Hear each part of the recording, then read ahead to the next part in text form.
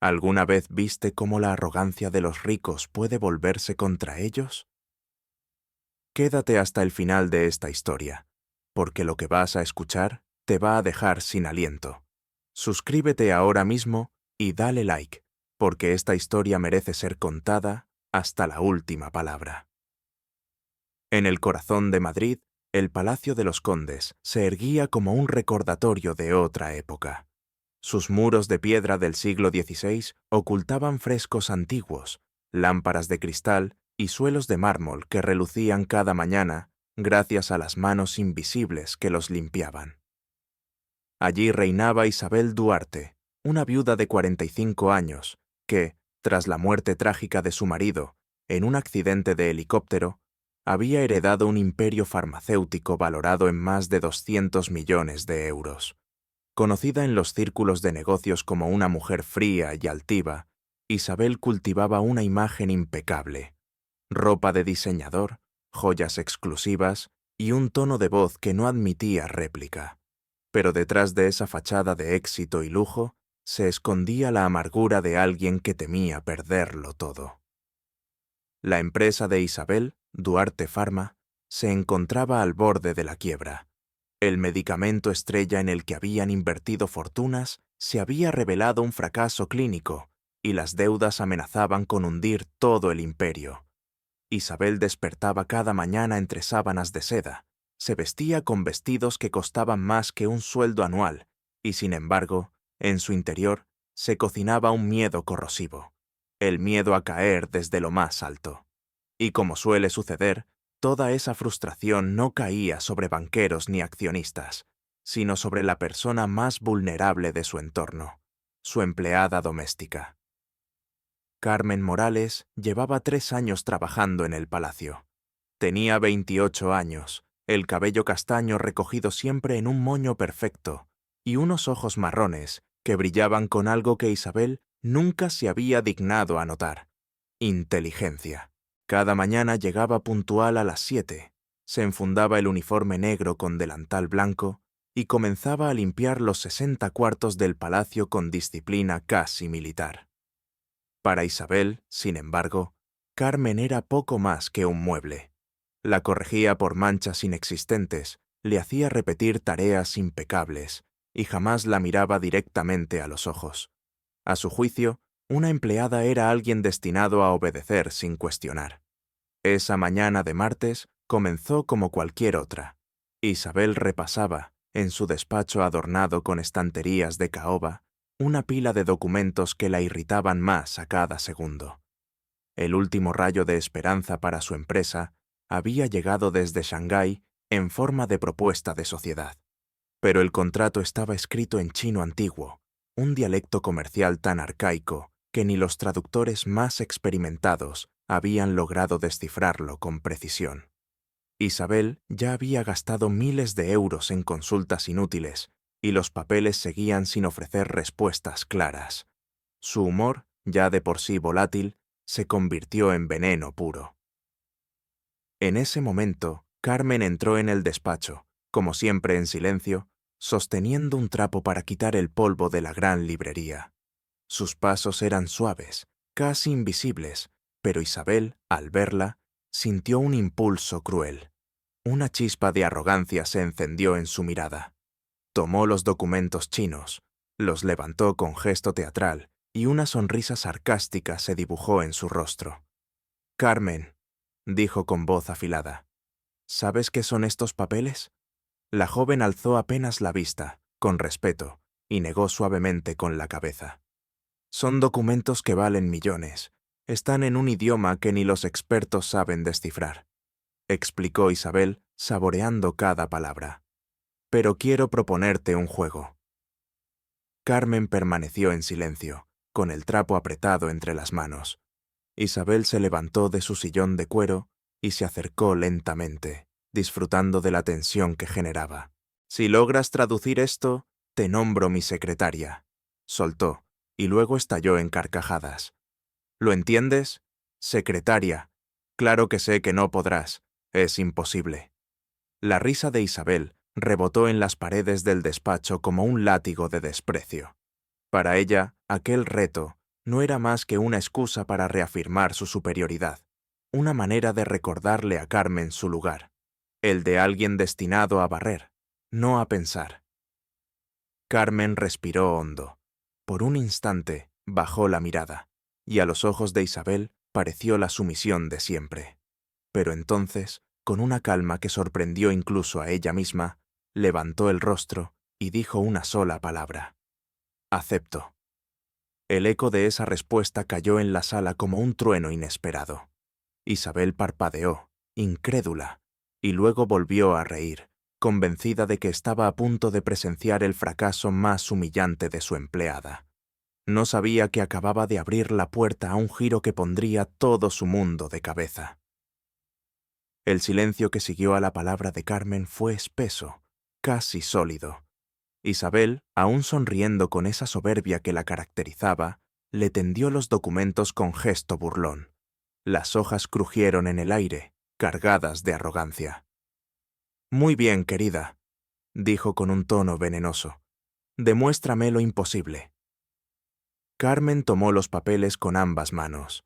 El contacto del papel áspero y amarillento despertó en ella algo que llevaba años dormido: la memoria de noches enteras estudiando caracteres chinos en la biblioteca universitaria, el eco de la voz de su profesor en Shanghái, corrigiendo su pronunciación, la pasión por un mundo que había tenido que abandonar por necesidad.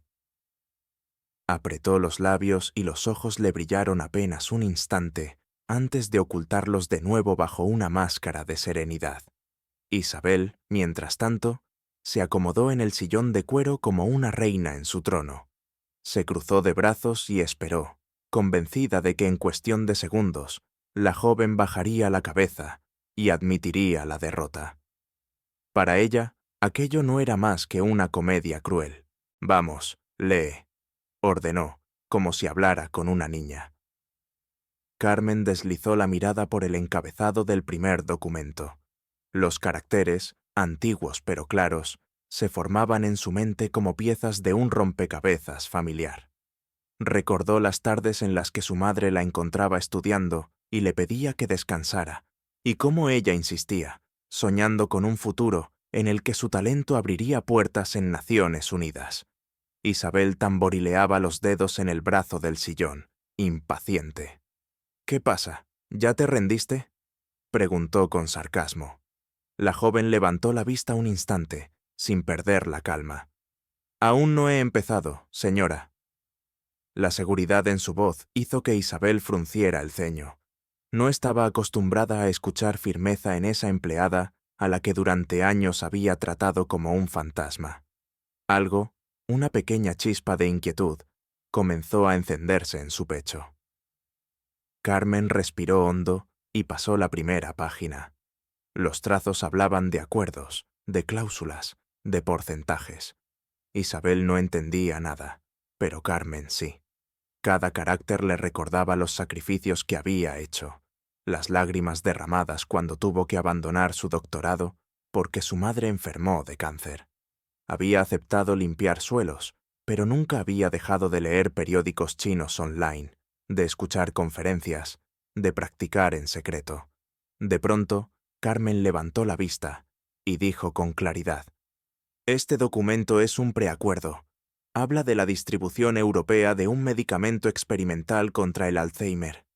Isabel se irguió en el sillón. La incredulidad cruzó su rostro como una sombra. «¿Cómo lo sabes?»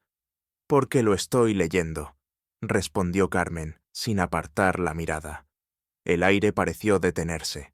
Isabel abrió la boca para replicar, pero ninguna palabra salió. Había esperado tartamudeos, excusas, una confesión de ignorancia. En lugar de eso, había recibido una respuesta firme, casi profesional. Carmen continuó, pasando la segunda página. «Aquí establecen las condiciones financieras. Proponen quedarse con el 90% de los beneficios a cambio de una mínima inversión inicial. Es un contrato abusivo». Las manos de Isabel comenzaron a sudar.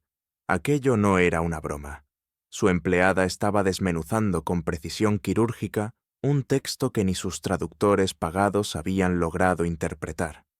La risa despectiva que aún colgaba de sus labios se deshizo lentamente, como hielo bajo el sol. Carmen llegó al tercer documento y sus ojos se iluminaron. Era una carta personal, un mensaje directo del CEO chino. Aquí explica sus verdaderas intenciones, anunció. Dice que sabe que Duarte Pharma está desesperada. Quiere aprovecharse de la situación para atar a la empresa a un contrato que la dejaría sin aire. El corazón de Isabel golpeó en su pecho. Se inclinó hacia adelante, incapaz de ocultar su nerviosismo. ¿Estás segura?, preguntó con la voz más baja de lo habitual. Segurísima. El lenguaje es claro, aunque formal. Habla de condiciones ventajosas y necesidad de capital inmediato.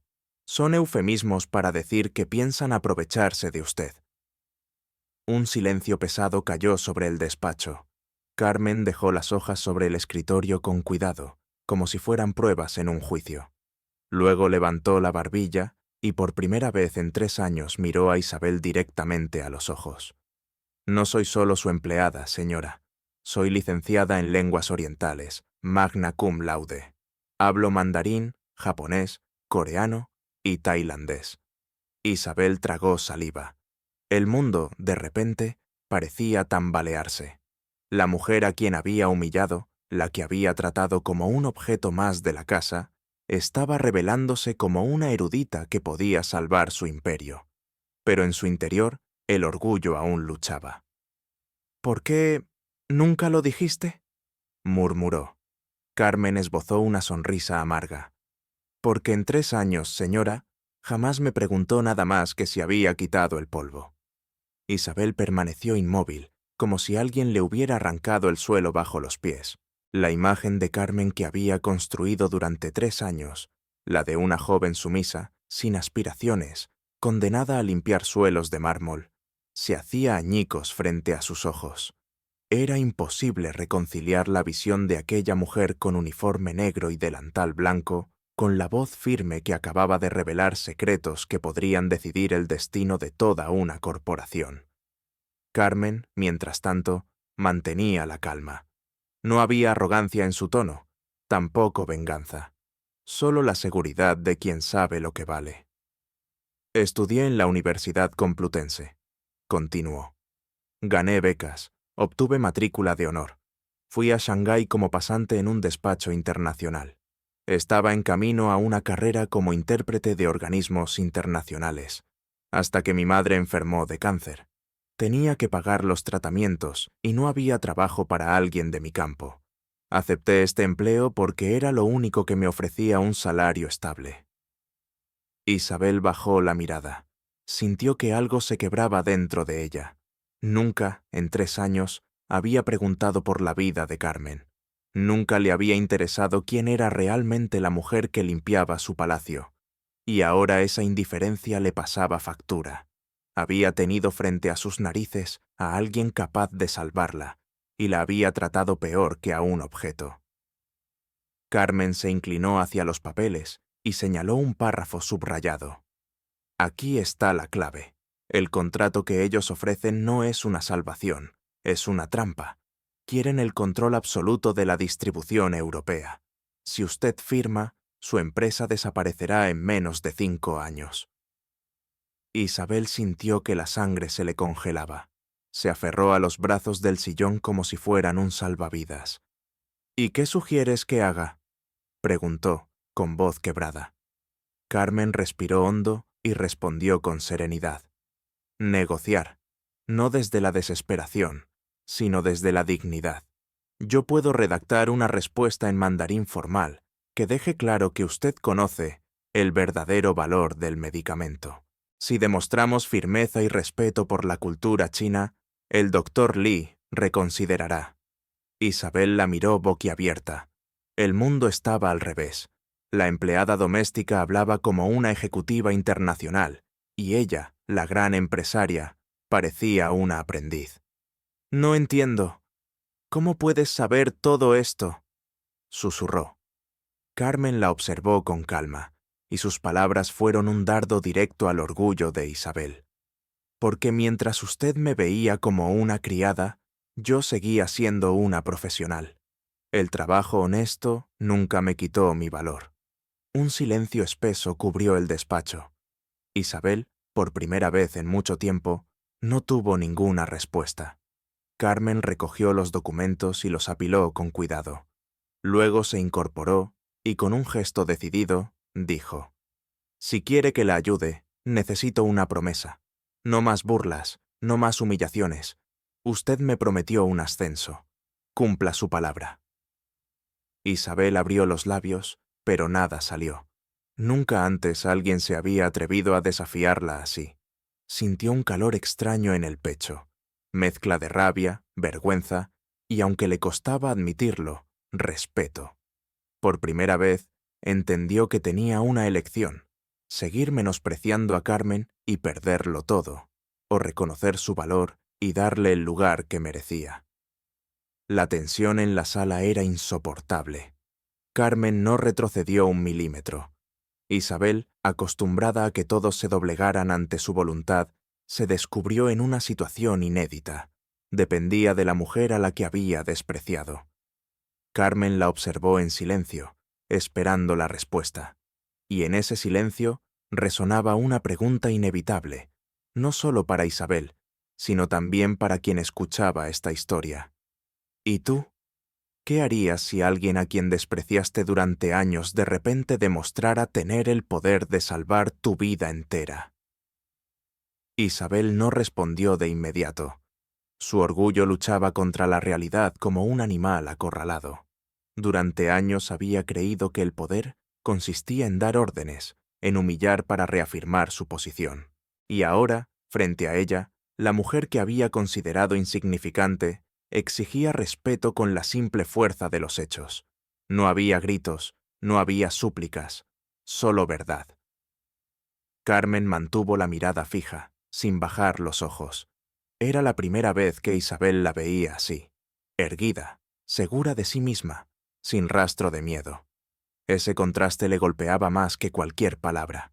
Finalmente, Isabel suspiró y asintió apenas. «Muy bien», murmuró. «Si logras salvar la empresa, cumpliré mi promesa. Serás secretaria, pero no una cualquiera». Carmen esbozó una sonrisa leve, la primera desde que comenzó la conversación. «Secretaria de Relaciones Internacionales. Ese es el puesto que corresponde a mis competencias». El silencio se hizo más pesado. Isabel frunció el ceño, ofendida por la osadía. Pero algo en su interior sabía que aquella joven tenía razón. No podía seguir tratándola como a una criada. «Está bien», dijo al fin, «pero demuéstralo». Carmen se inclinó sobre el escritorio y comenzó a organizar los documentos. El contraste era brutal. La misma mujer que horas antes había estado limpiando estanterías, ahora se movía con la precisión de una profesional. Sacó un cuaderno pequeño de su bolso, tomó notas rápidas y marcó pasajes críticos del contrato. Sus gestos eran seguros, entrenados. «El doctor Lee está probando su fuerza», explicó. «Él cree que usted está desesperada y que aceptará cualquier condición. Es un error común de los socios extranjeros cuando tratan con empresas europeas en crisis. Si respondemos con una carta que combine firmeza y respeto cultural, él se verá obligado a reconsiderar». Isabel la escuchaba como hipnotizada. No reconocía a la mujer que hablaba frente a ella. La Carmen que conocía apenas pronunciaba monosílabos. Esta Carmen era brillante, articulada, capaz de analizar estrategias internacionales como si hubiera nacido en una sala de juntas. «¿Y cómo sabes todo esto?», preguntó Isabel con un hilo de voz. Carmen no apartó la vista de sus notas. «Porque pasé un año en Shanghái. Fui becaria en un despacho legal especializado en joint ventures sino-europeas. Redactaba contratos en este mismo dialecto». Las palabras cayeron como cuchillos sobre el ego de Isabel. No solo estaba frente a alguien instruido, estaba frente a una experta en el terreno exacto que podría salvarla. «Y yo nunca lo supe», susurró Isabel. Carmen levantó la mirada. Nunca lo preguntó. Esa frase la atravesó como un rayo. Tenía razón. Durante 3 años, Isabel no se había interesado ni una vez por la vida de la mujer que le servía.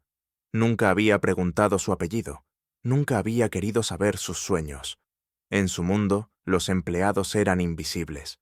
Por primera vez, Isabel sintió vergüenza. No la vergüenza superficial que surge de un error social, sino una vergüenza profunda, que nace de la certeza de haber tratado a alguien valioso como si fuera nada. Carmen continuó trabajando. Tomó su teléfono, abrió diccionarios digitales en mandarín clásico y comenzó a trazar borradores de respuesta. Isabel la observaba desde el sillón, incapaz de intervenir. Se sintió pequeña, irrelevante, como una espectadora en su propia vida. Las horas pasaron entre apuntes, llamadas y traducciones. Cada revelación sobre las capacidades de Carmen era un golpe directo al orgullo de Isabel. Descubrió que hablaba 5 idiomas, que había recibido premios académicos, que había escrito artículos sobre comercio internacional. Y sin embargo, allí estaba, con el uniforme negro que la había condenado a la invisibilidad. Isabel se levantó lentamente y se acercó a la ventana. Afuera, Madrid brillaba bajo el sol del mediodía, ajena al terremoto que sacudía su palacio. Cerró los ojos un instante y comprendió algo doloroso. Su arrogancia casi había destruido a la única persona capaz de salvarla. Cuando volvió la vista, vio a Carmen doblando cuidadosamente los documentos. La joven alzó la mirada y dijo con calma: «La respuesta está lista, pero la decisión es suya. Yo no firmo nada». Isabel tragó saliva. Por primera vez en años, no era ella quien controlaba la situación. La mesa del despacho estaba cubierta de papeles, borradores y diccionarios electrónicos abiertos en la pantalla del móvil de Carmen.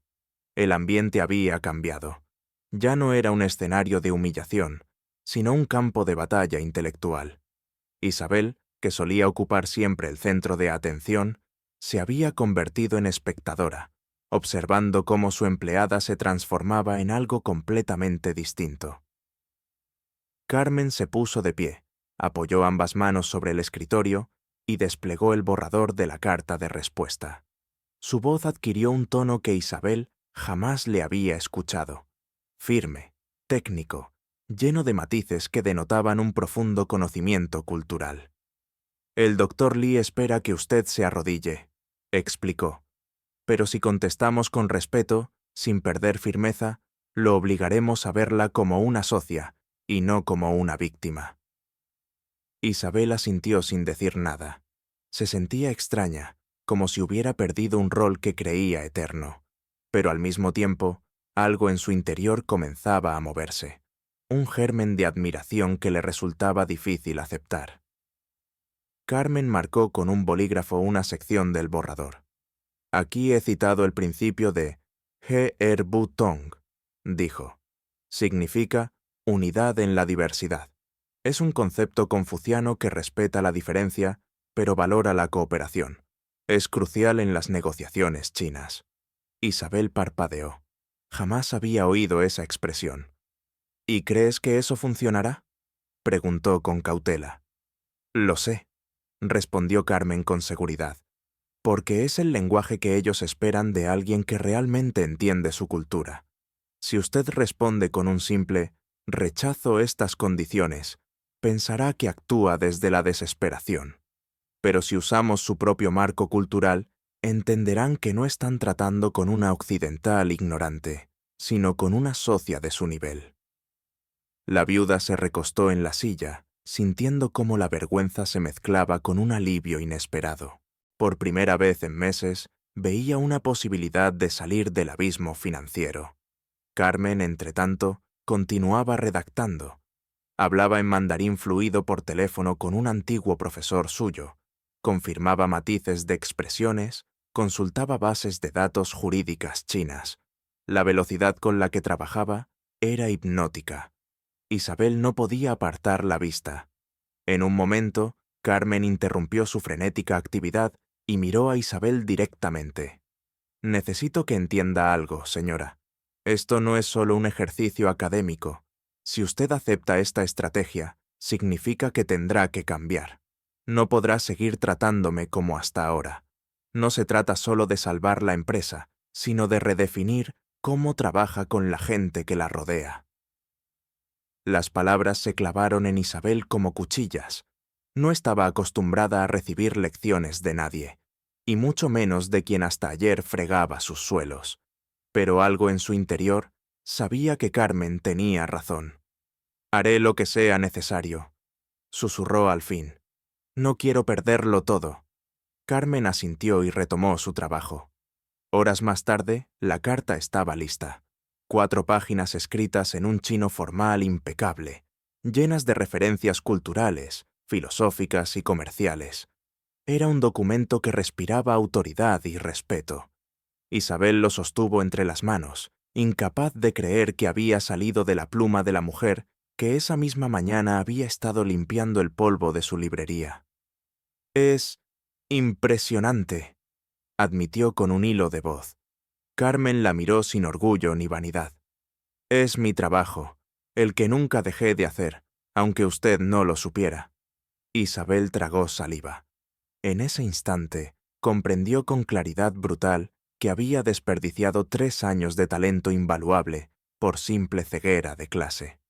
Esa noche, ambas cenaron juntas en la cocina del palacio. No hubo banquetes, ni copas de cristal, ni platos de porcelana. Solo una comida sencilla, compartida en silencio primero, y luego acompañada de conversaciones tímidas. Isabel, por primera vez, le preguntó a Carmen por su madre, por sus estudios, por sus sueños, y Carmen respondió, sin rencor, con la serenidad de quien sabe que la dignidad no depende de la ropa que lleva puesta. Cuando se despidieron, Isabel subió a su habitación con una sensación desconocida: respeto. Por primera vez en su vida privilegiada, no había dado órdenes, había escuchado. 2 días después, la tensión en el Palacio de los Condes era palpable. Isabel apenas había dormido, esperando una respuesta que podía significar la salvación o la ruina definitiva de su imperio. La carta redactada por Carmen había sido enviada con la solemnidad de un manifiesto, y ahora no quedaba más que esperar. La mañana del jueves, un sobre con caracteres chinos llegó a la oficina de Isabel. Sus manos temblaban cuando lo recibió. La abrió con torpeza y desplegó las páginas, pero los trazos negros eran para ella un laberinto indescifrable.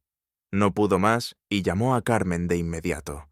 La joven apareció puntual, con su uniforme habitual, pero su porte era diferente. Isabel ya no la veía como una simple empleada. Había algo en su manera de caminar, en la seguridad con que se sentaba frente al escritorio, que la convertía en otra persona. «Léelo», pidió Isabel, casi en un susurro. Carmen recorrió las líneas con calma. El silencio se alargó mientras sus ojos iban de un carácter a otro. Finalmente, levantó la vista y sonrió. «El doctor Lee está impresionado», anunció. «Ha reconsiderado toda la propuesta. Acepta una sociedad en condiciones igualitarias, 50% de beneficios para cada parte, y quiere invitarla personalmente a Shanghái para firmar el acuerdo». Isabel se llevó una mano al pecho. Un alivio abrumador la recorrió de pies a cabeza. Estaba salvada. Su empresa, su legado, su vida, todo volvía a tener sentido. «¿Igualitarias?», repitió, como si necesitara escuchar la palabra otra vez para creerla. Carmen asintió con calma. «Y además, solicita que yo participe personalmente en las negociaciones como consultora cultural». Isabel quedó sin palabras. El mundo entero parecía girar en torno a esa joven que, hasta hacía poco, solo aparecía en su vida para limpiar ventanas y barrer pasillos. Horas más tarde, Isabel convocó a su abogado y firmó un nuevo contrato laboral para Carmen, directora de Relaciones Internacionales. El salario reflejaba sus verdaderas competencias, y el cargo la situaba al nivel de los ejecutivos más importantes de la compañía. La metamorfosis fue inmediata. Carmen dejó el uniforme y lo reemplazó por trajes sobrios pero elegantes, que realzaban su figura profesional. Le asignaron una oficina en el piso 38 de la torre corporativa, con vista panorámica a Madrid. Pero el cambio más profundo no estaba en la ropa ni en el cargo, sino en la relación entre ambas mujeres. Isabel, que había vivido encerrada en una burbuja de soberbia y soledad, descubrió que en Carmen había no solo una colaboradora excepcional, sino una maestra de vida. La escuchaba hablar de filosofía oriental, de estrategias diplomáticas, de cómo la humildad puede ser un arma más poderosa que el dinero. Cada conversación era un espejo incómodo que le mostraba a Isabel cuánto le faltaba por aprender. Los resultados no tardaron en llegar. Duarte Pharma recuperó la confianza de los inversores. Los acreedores, al conocer la noticia del acuerdo con Shanghái, comenzaron a retirar presiones. La empresa, que había estado al borde de la quiebra, se transformaba en pocos meses en un símbolo de renacimiento. Una noche, después de una jornada agotadora, Isabel se encontró con Carmen en la cocina del palacio. Habían compartido estrategias durante horas, y en el silencio que siguió, Isabel se atrevió a preguntar algo que llevaba tiempo guardando. «Carmen, ¿cómo haces para no odiarme?» Su voz temblaba de vulnerabilidad. «Después de todo lo que te hice pasar». Carmen la miró con serenidad, porque el odio lastima más a quien lo siente que a quien lo recibe. Prefiero pensar que usted nunca aprendió a ver más allá de las apariencias, y ahora tiene la oportunidad de hacerlo. Isabel se quedó muda. Aquellas palabras, tan simples y tan sabias, la atravesaron como un relámpago.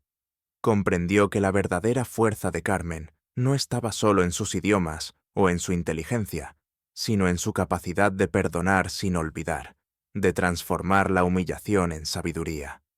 Esa noche, Isabel se fue a dormir con una sensación desconocida: esperanza.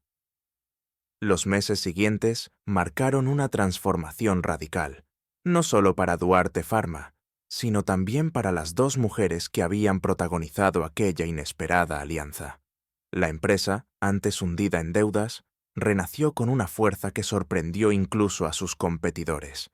El acuerdo con Shanghái se convirtió en la base de una expansión sin precedentes.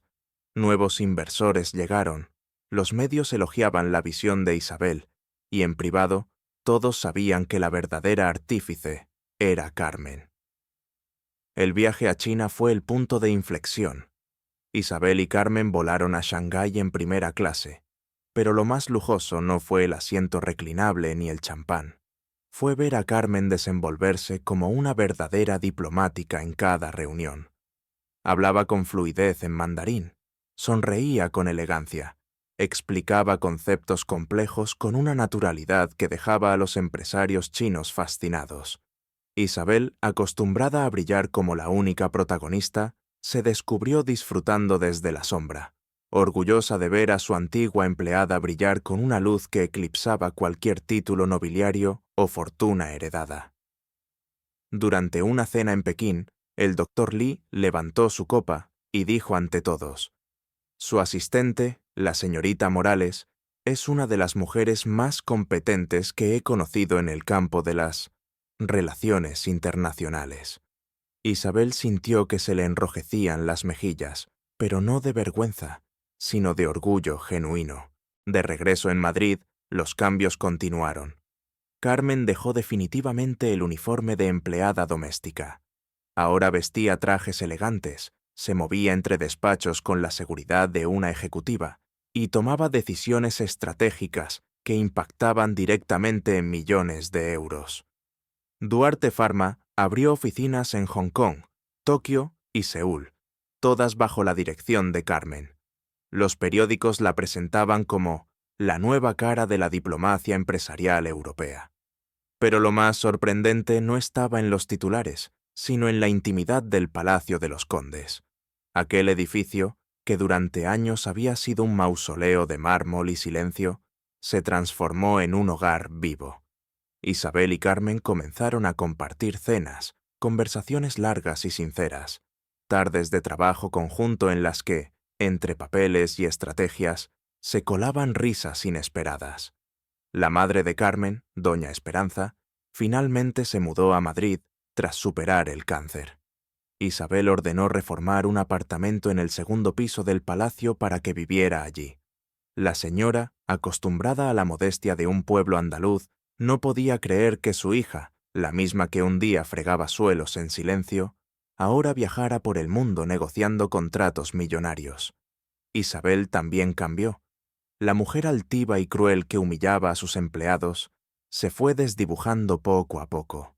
Ahora escuchaba, preguntaba, aprendía.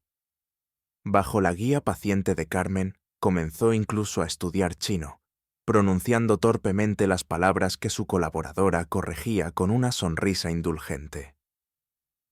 En las noches tranquilas del palacio, los ecos ya no eran de pasos solitarios, sino de conversaciones, música y el aroma de las recetas andaluzas que Esperanza cocinaba para las 3. Un domingo, mientras compartían un almuerzo familiar, Isabel se sorprendió riendo como no lo hacía desde la muerte de su esposo. Se dio cuenta de que había ganado algo más que una socia. Había encontrado una familia. Carmen, con su calma y su sabiduría, se había convertido en la hermana que nunca tuvo. El éxito de la empresa continuaba creciendo. Duarte Pharma era ya líder en la distribución europea de medicamentos orientales y los beneficios superaban todas las expectativas. Carmen era invitada a conferencias internacionales y en cada una de ellas se convertía en el centro de atención. Isabel la acompañaba orgullosa, consciente de que sin aquella joven nada de eso habría sido posible. Una noche, tras regresar de un viaje a Tokio, Isabel se quedó mirando a Carmen mientras discutían sobre nuevas estrategias, y por primera vez comprendió el verdadero alcance de todo lo ocurrido. No se trataba solo de negocios, se trataba de dignidad, de respeto, de la lección más dura que la vida le había dado. Las apariencias engañan y a veces el tesoro más valioso se esconde detrás de un uniforme. 3 años después de aquel martes en que Isabel había entregado con burla unos papeles imposibles, el Palacio de los Condes vivía un día que nadie habría imaginado. El jardín, antes silencioso y rígido, estaba transformado en un escenario de celebración. Linternas rojas colgaban de los árboles, mezcladas con guirnaldas blancas y flores andaluzas. Sobre las mesas se servían platos chinos junto a tapas españolas. Era la boda de Carmen Morales y David Chen, un joven emprendedor sinoamericano al que había conocido durante una negociación en Hong Kong. Isabel, vestida con un elegante traje azul, caminaba al lado de Carmen como madrina.